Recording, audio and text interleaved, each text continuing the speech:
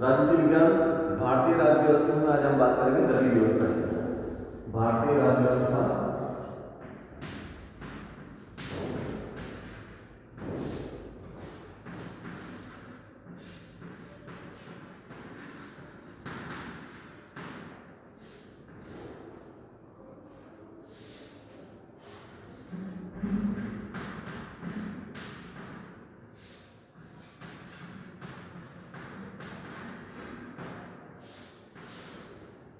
भारत की दलीय व्यवस्था के बारे में आज हम बात करने वाले हैं। तो जैसा कि हम सभी जानते हैं, लोकतंत्र में भारत में भी लोकतंत्र को अपनाया है, किंतु लोकतंत्र के अंदर बिना राजनीतिक दलों के सुचारू रूप से शासन को नहीं चलाया जा सकता, क्योंकि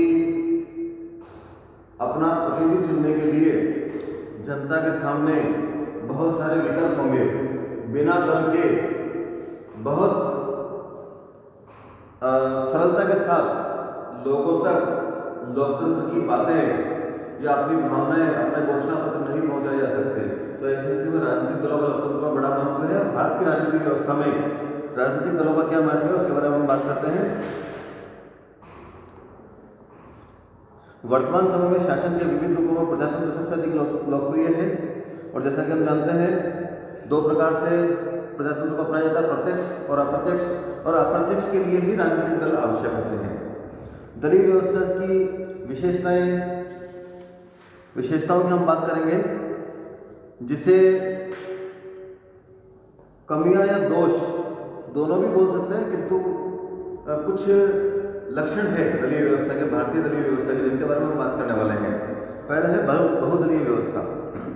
भारत में ब्रिटेन और अमेरिका की भांति द्विदलीय प्रणाली नहीं है। ब्रिटेन में भी दो दलों के अलावा कुछ दल हैं, किंतु महत्वपूर्ण रूप से दो दल ही अस्तित्व में है। भारत में बहुदलीय व्यवस्था है। दो प्रमुख दल हैं अभी, कांग्रेस, भारतीय जनता पार्टी, किंतु उसके साथ साथ ही अनेक छोटे मोटे दल हैं, क्षेत्रीय दल हैं, राष्ट्रीय दल हैं, जो अपना हमेशा किसी न किसी प्रकार से सरकार बनाने में या विपक्ष बनाने में भी योगदान रखते हैं। तो ऐसी स्थिति में भारत में बहुदलीय प्रणाली है। दूसरा है राजनीतिक दलों में बिखराव, विभाजन और दलीय व्यवस्था में अस्थायित्व। राजनीतिक दल सत्ता के लालच में कहें या वैचारिक मतभेद कहें, टूटते रहे हैं, बिखरते रहे हैं, अलग अलग होते रहे हैं। तो ऐसी स्थिति में दलीय व्यवस्था में अस्थायित्व भी पाया जाता है भारत में। अधिकांश राजनीतिक दलों में आंतरिक लोकतंत्र और अनुशासन का अभाव है। अपने लोगों को राजनीतिक दल पकड़ कर रखने में असमर्थ है, विचारधारा में बांधने में असमर्थ है। ऐसा भी भारतीय राजनीति में देखने में मिला है। संख्या बल की दृष्टि से शक्तिशाली लेकिन विभाजित विपक्ष। हमेशा सत्ता पक्ष के बाद हो सकता है, हालांकि अभी नहीं है, वर्तमान में बहुमत वाली ही सरकार है केंद्र में, किंतु सामान्य तौर पे ऐसा होता है कि बहुमत विपक्ष के पास होता है। अधिकांश लोग मिलकर जब चाहे सरकार गिरा सकते हैं, ऐसी व्यवस्थाएं बनी रहती है। क्षेत्रीय दलों की स्थिति में निरंतर वृद्धि। भारत में क्षेत्रीय दल भी अधिक से अधिक प्रभावशाली होते रहे हैं। हालांकि अब थोड़ा थोड़ा जनता समझने लगी है कि क्षेत्रीय मुद्दे कौन से हैं, राष्ट्रीय मुद्दे कौन से हैं, क्षेत्र में हमें किस दल को चुनना है और केंद्र में किसको चुनना है। किंतु फिर भी अब तक ये होता रहा है कि क्षेत्रीय पार्टियां राष्ट्रीय स्तर के चुनाव, संसदीय चुनाव जीतती है और केंद्रीय सरकार में अपनी भूमिका बनाने की चेष्टा करती रही है। जब सरकार को, केंद्र को, एक पार्टी को पूर्ण बहुमत नहीं मिलता है केंद्र में, तो विशेष स्थिति होती है कि छोटे छोटे दलों को साथ लेकर चलना पड़ता है। दलों में आंतरिक गुटबंदी। भारत की दल प्रणाली की एक प्रमुख बात, जो वस्तुतः सबसे बड़ी बुराई है, विभिन्न दलों में आंतरिक गुटबंदी है। लगभग सभी राजनीतिक दलों में छोटे छोटे गुट पाए जाते हैं। एक वह जो सत्ता या संगठन के पदों पर आसीन है, दूसरा असंतुष्ट गुट।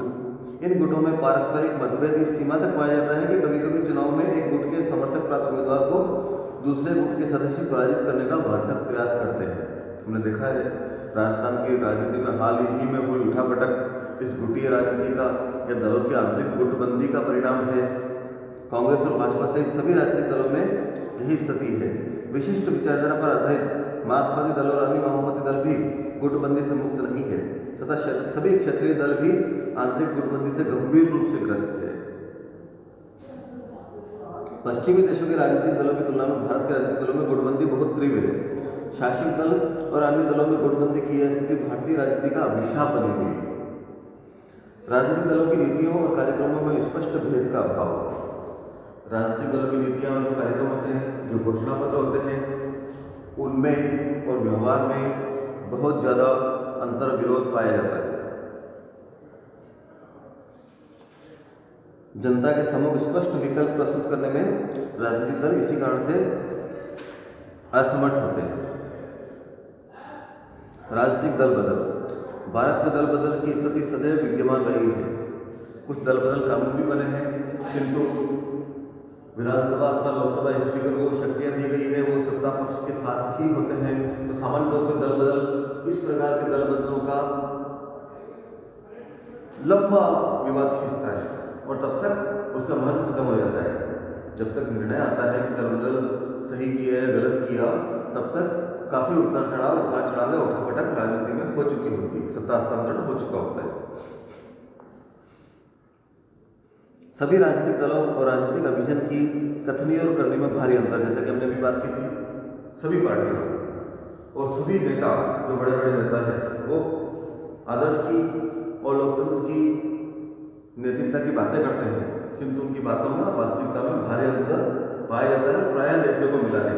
जनता चुनाव के समय नेताओं का कोई और रूप देखती है और बाद में कुछ और रूप नजर भी आता है।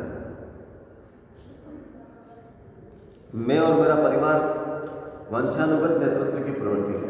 कुछ राजनीतिक पार्टियों में तो विशेष रूप से परिवार को ही बढ़ाने चलाने की प्रवृत्ति पाई गई है। वंशानुगत राजनीति, जहां हम एक प्रकार के राजतंत्र से मुक्त हुए, ये दूसरे प्रकार का राजतंत्र या तानाशाही एक प्रकार से लोकतंत्र में भी जनमानस के ऊपर हावी होने की चेष्टा कर रही है और लगातार कुछ परिवारों का वर्चस्व राजनीति में लगातार बना हुआ है, जो ये साबित करता है। राजनीतिक दलों और राजनीतिक जीवन में आपराधिक तत्वों और गतिविधियों में निरंतर वृद्धि। अपराधियों का राजनीतिकरण। बहुत सारे अपराधी किसी पार्टी से चुनाव लड़ते हैं, टिकट लेते हैं, धन बल और बाहुबल के आधार पर चुनाव जीत जाते हैं और राजनीति का अपराधीकरण इस माध्यम से होता रहा है भारत में।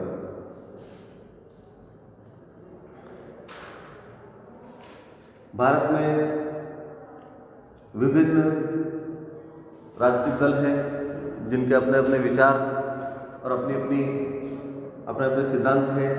भारतीय राष्ट्रीय कांग्रेस उनमें एक है, भारतीय जनता पार्टी उनमें एक है, भारतीय साम्यवादी दल CPI, भारतीय साम्यवादी दल, मार्क्सवादी दल, नेशनलिस्ट कांग्रेस पार्टी, राष्ट्रवादी कांग्रेस पार्टी NCP जिसे कहा गया है, बहुजन समाज पार्टी बसपा, समाजवादी पार्टी सपा। बहुत सारे राज्य स्तरीय क्षेत्रीय दल भी हैं। क्षेत्रीय दलों की वृद्धि लगातार होती जा रही है, ऐसे मान सकते हैं। क्षेत्रीय दल अपना अपना महत्व धीरे धीरे जनता में बढ़ाते जा रहे हैं और इसीलिए राष्ट्रीय राजनीति में अस्थिरता का खतरा भी उत्पन्न होता रहा है। विशेष रूप से अवसरवादिता की राजनीति ने इसमें जन्म लिया है। बहुत सारी छोटी छोटी पार्टियां हैं इसमें जो भारतीय राजनीति को प्रभावित करती रही है। इस प्रकार भारतीय राजनीति में जब तक द्विदलीय प्रणाली केंद्र में भी और राज्य में भी नहीं आ जाती, शुद्ध द्विदलीय प्रणाली जहां कोई भी एक पार्टी पूरा बहुमत लेकर सरकार बना ले, तब तक यह विवाद बना रहेगा और वास्तव में पूर्णतः लोकतंत्र स्थापित नहीं हो सकेगा। क्योंकि हम जानते हैं कमजोर सरकार कमजोर होती है, अपनी कुर्सी बचाने के चक्कर में जनता के साथ या विकास के महत्वपूर्ण काम नहीं कर पाती। उनका ध्यान हमेशा सत्ता में बने रहने के लिए होता है। अवसरवादी लोग अपना अवसर निकालने में लगे रहते हैं, आयाम गैराम की प्रवृत्ति रहती है, सरकार को कुछ तत्व हमेशा धमकाते रहते हैं। तो इसी स्थिति में सुदृढ़ और मजबूत शासन मिलना संभव नहीं होता। तो दल बदल से लेकर जितनी भी बुराइयां हैं सभी द्विदलीय व्यवस्था के अभाव के कारण है। जब भारत में द्विदलीय प्रणाली आ जाएगी, किसी एक पार्टी को पूरा बहुमत मिल जाएगा और एक अच्छा विपक्ष होगा। द्विदलीय प्रणाली का मतलब जहां सरकार में एक पार्टी है वहीं विपक्ष का मजबूत होना भी आवश्यक है। तो ऐसी स्थिति में ढंग से या सही तरीके से कार्य किया जा सकेगा।